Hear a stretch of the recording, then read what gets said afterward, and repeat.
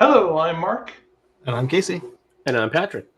And today we're going to talk a little bit about vehicle-to-grid batteries and Jeff Dahn from Halifax, Nova Scotia. But first, Casey's going to roll that title card. A little bit of Vehicle to X.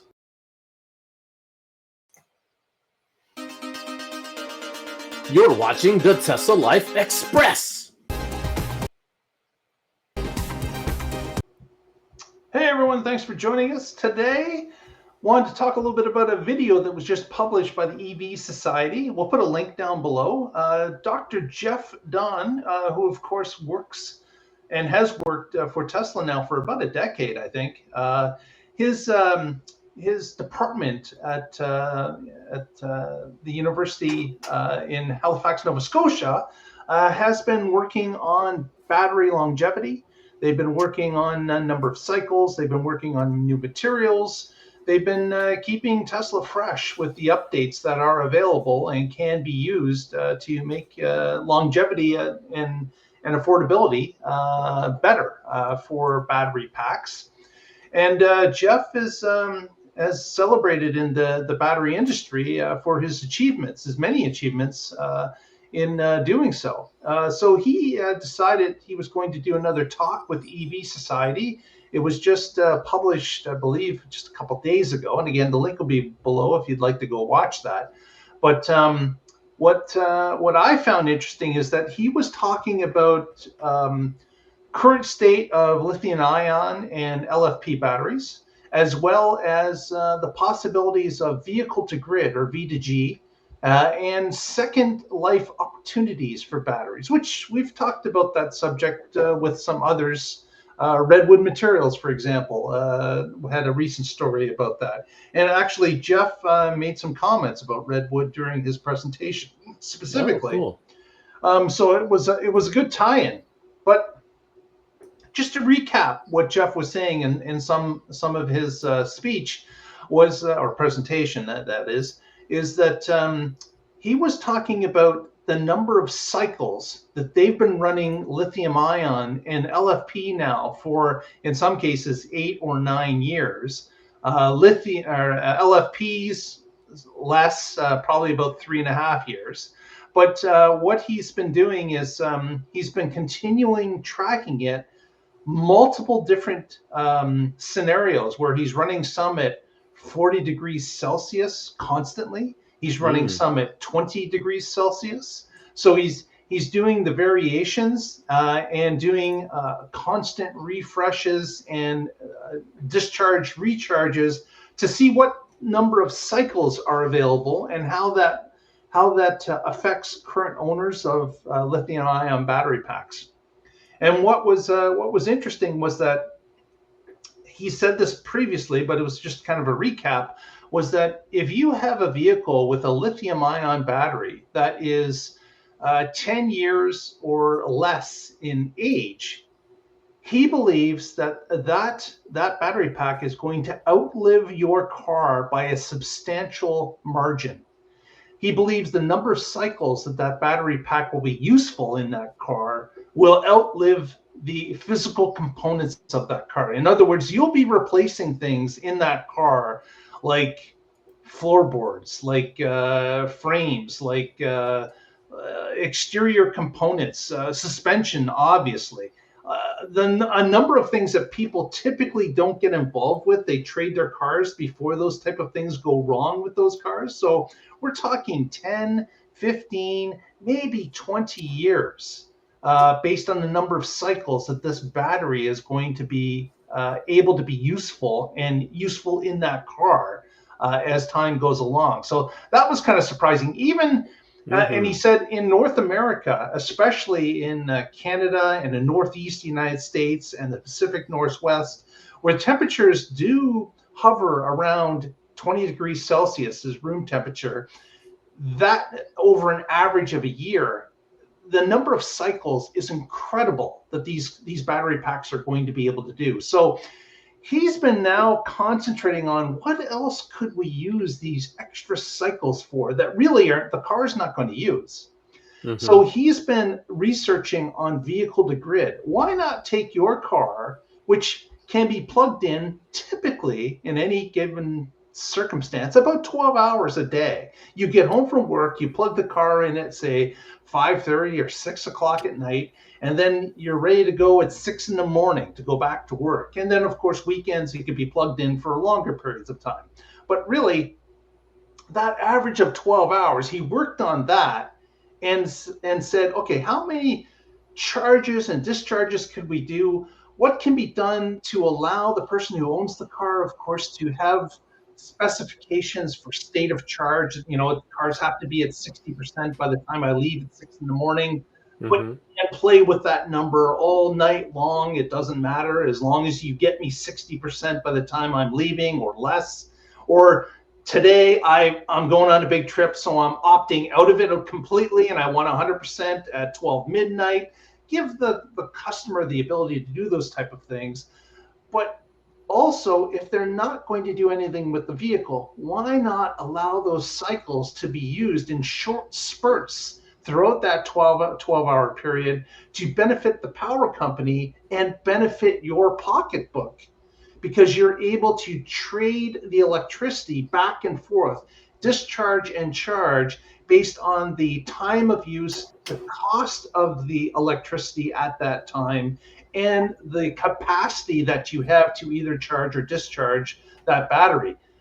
He said, of course, when we are now at a point where North American, we're getting in the area of 10%, 12% of vehicles are EVs, we're adding basically a terabyte of electricity ability every year. To if we were to have all the cars connected to the grid, every year we'd be adding another terabyte of terawatt hour. electricity. So right now, the U.S. As a whole uses about 43 terabytes per year. Terawatts. Terawatts. Sorry. Yeah. Terawatts. It's using about 43 at this point, and it's ramping up since the pandemic. It's started to ramp up again. We believe that it'll be at 45 shortly. But what he said is that if we could every year add another 1 terawatt of power by using these cars on V2G overnight, that's a real difference in the power company's needs to build peaker plants, to spend capital, to build transmission lines.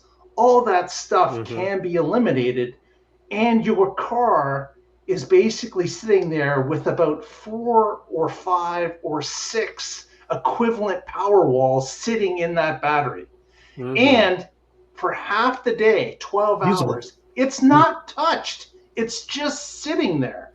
So he said, why not use that stranded asset for something else to benefit you? You get paid a little when they discharge. You get to charge up when it's cheaper. In some cases, they're paying you to charge up because they have extra power on the grid. All that type of thing can roll in and help the consumer. It can help the utility, and it can help the grid overall. And I thought this was a fantastic talk about where we're heading and what type of assets we have at our disposal today that are really being underutilized. Yeah, he's got a good point about the longevity too. Like the only thing that has affected my vehicle has been moisture. The batteries were at what 85, 87%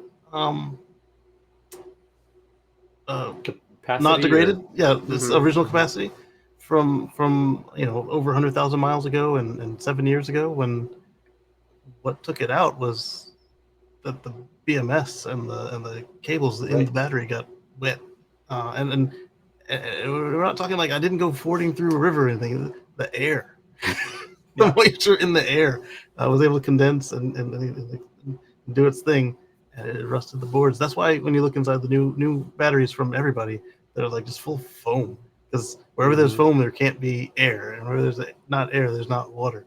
Keep the humidity out. And exactly. Yeah. And then with my motor, the coolant was getting where it shouldn't have gotten, and it was fine. Tesla was fine to leave me with it, but the corrosion would have took over by the time that I had to pay for it. So thankfully, my service writer saw the issue, and so did the technician, and they wrote it up on Tesla's dime, rather than my future dime. So Cool. Yeah, but moisture. One of the points there, Mark, that you brought up early that I want to hit on is he said that if you have a battery pack that's been made in the last 10 years, it's probably going to outlast the car. Well, that's great news if you're shopping for a used EV. Yep. That battery's, you should obviously do some investigation of it. And if you can, plug into the ODB2 port and get diagnostics off of it just to make sure. Yeah. But that's good news, right? So because that's going to be an expensive part to replace if it has problems, and the fact that if the vehicle has a reasonable number of miles on it, the other components should be fine. EVs in general have so many fewer moving parts that they tend to have be much more resilient vehicles. And if the battery's good, that's great. I have really been opposed to vehicle to grid. Vehicle to load makes sense when you have you have an electric truck and you want to plug in some appliance to do or tools to do some work out at a job site, using it as generator. That's a small load relative to what the driving usually does, so it's not going to use too much power. If you have someone's pulling up at Casey's house.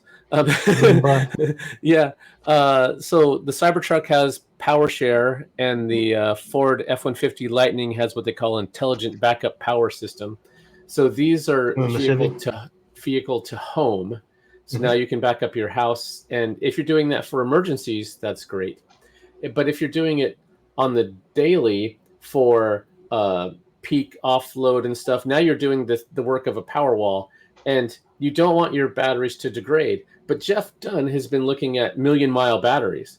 I mean, if you have a million-mile battery, you're never going to drive the car that far. And so, yeah, you've got all the spare cycles you could use. So once we get to that point because right now you still get 2 or 3% degradation in your battery pack a year. And some of that is just because of age. So actually using extra cycles won't change that. You're going to have some degradation, even if you keep it at 50% year round. And then what fun is that? You have to actually go out and use the vehicle, right? Yeah. So this new future where, so a power wall is about 13 kilowatt hours, and where cars are 70. Right, so 6 times more, and some of the EV trucks are even more than that. So you could have 8 or 9 power walls worth. And if you're able to use that when you need it, if you're able to time shift solar, if you're able to back up your house, if you're able to allow them to charge. One of the cool things is when people come home is when they usually crank up their AC. Well, that's also when they come home when they plug in their car. So if they plug in their car and can use that to power their house during peak times for the next couple hours. I mean, on the live show this week, we talked about how 4 hours of running your home is the sweet spot. Well, if you charged up to 70% or 80%, drove to work, come home, and you still have 60%, you could drain it down to 40%. You're still in that middle third where it causes the least amount of wear and tear. If you have to go buy groceries or pick up dinner or whatever, you didn't drain your car to zero. And then when it gets to cheap power overnight, you can charge it right back up to 70 or 80% again, and no harm, no foul. And it's like you have a power wall, but it also is one you can drive around. Yep. Exactly. So it gives you that extra ability to maybe partake in a V2G type scenario or a V2Home scenario. So yeah, it was an interesting talk, and I asked that you if you have the time, it's about a 30-minute talk, and then they have questions after it. Mm-hmm. Is to check it out again. We'll put the link to the article below. But it was interesting. Jeff says it in plain English, and he portrays the idea quite easily to pick up. Where sometimes it's confusing. You hear it from certain people, but Jeff seems to seems to be able to break it down to its basics and make sense immediately as you're listening to the presentation. That's cool. I don't know of any utilities that allow an EV to participate in a virtual power plant event. But Right. He said that there's not. He said there are a few test cases currently that they're running pilots. He didn't have the information of exactly where they were in North America, but he said he believes that this is going to be a thing because he thinks that people are going to realize that they really have a stranded asset that could be used in many different ways. And he's saying, again, the power companies to be able to turn around and say, not only did we pick up one Powerwall's worth at a home, we've picked up 5. That is a huge win for the power company because they can get more terawatts online a lot quicker when people have a larger 70 power pack compared to a 13. Yeah, I would not be surprised if Vermont's I think they're called Green Mountain Power. Green Mountain, yep. Yeah, they were one of the first adopters of Powerwalls, and they were actually buying them and putting them on the homes of their customers, and that wanted them. I mean, for free. So yeah, I would not be surprised if they were one of the early adopters of this vehicle to grid. We'll have to take a look at that and see if we can come up with some specifics. But having that type of a pilot would be very interesting to see what kind of uptake they get on it. I'd also like to see, now that he can show them hard data, more of the car makers and more of the utilities and everybody just allow at least the emergency power, even if they don't allow vehicles X. Yeah, at least start to build that bridge, because if they do allow the emergency power, that bridge is there then to do something beyond just emergency power. If you've put the proper wiring in place that it can exit the vehicle, and it can exit the vehicle for multiple reasons if they wish to do so. Exactly. Hey, this heat wave sure does suck. Shame I've got this 200 kilowatt hour GM battery right here, and this 123 kilowatt hour Tesla battery here, and this 40 kilowatt hour ancient rig there. I could even see a case if it became a standard thing, is that maybe you're keeping your car that you don't trade in, and that car just goes to the back of your lot and just remains plugged in 24/7, and it becomes just a battery on wheels that is used for this type of purpose. Yeah, I have talked about them here before. There's the Volts podcast, and they just had an interview with Jigger Shah. And if you're into energy, you know who Jigger is. And they were joking that the auto industry is getting great deals on cell prices. And so in some cases, better than what the utilities could buy. So it would be cheaper for the utilities to go out and buy Cybertrucks and Chevy Silverado EVs and just take them to the substation, park them and plug them in and use them as a battery pack. That's right. Dig into each other, and you've got yourself the solution right there. Yep. Yeah, exactly. Well, let's turn it out to the audience now and ask them, does a V2G type scenario work for you if you were to be paid for the electricity that's discharged from your battery? Would you be able to live with maybe a 60% charge to get to work and back, and then use the majority of that battery throughout the 12-hour period it's plugged in, and then just guarantee that you've got that 50% available to you for the next day? Would that be something you would like to do, or is that unlivable in your particular circumstance? I think a good way to handle that would be a minimum charge, like never go below this, especially if there's inclement weather coming. And then I'd like you to be closer to here by the time I want to leave, but never ever go below this. Tesla kind of already has this with the Powerwall Yeah, with settings. theirs. Yeah. So in the Powerwall setting, you have a minimum. You say don't go below this, and then you give them whatever above that they can use for time shifting and charging or discharging, however they think is best based on the settings that you have, whether you're in time of use or whatever energy plan you have set up. And then similarly for the vehicles, if you use charge on solar, you have a minimum charge and you say charge from any source you can to get up to whatever, 40%. And then from 40 to whatever, 70%, I want you to charge on solar when there's surplus solar available. And that way you always have that 40% and it gets there as fast as it can, whether it's solar or grid or whatever. And then above that, it's just when it's available, they take it in. So you could do the same thing here where, okay, here's the minimum I want for my driving. And anything above that, you can do whatever you want with until such a time, and then I need it. Yeah. Makes sense. Makes sense. Yeah. So put the comments in, let us know what you think, and we'll read those comments. And of course, we're going to keep an eye on this story as it progresses. We'll watch Green Mountain Power, we'll watch others, and see if a pilot becomes available that we could report on as well. But we will. With that, let's go through some shout outs. What do you got, Casey, for us? Catch me and friends on Sunday over at youtube.com/Casey Green and x.com/gcustom, and then catch us back here again on Monday for another Express show. Absolutely. Patrick? As always, I'm with the Oregon Electric Vehicle Association. You can find us at oeva.org, and I blog occasionally at carswithcords.net, where I write about my future free from fossil fuels. Got it in.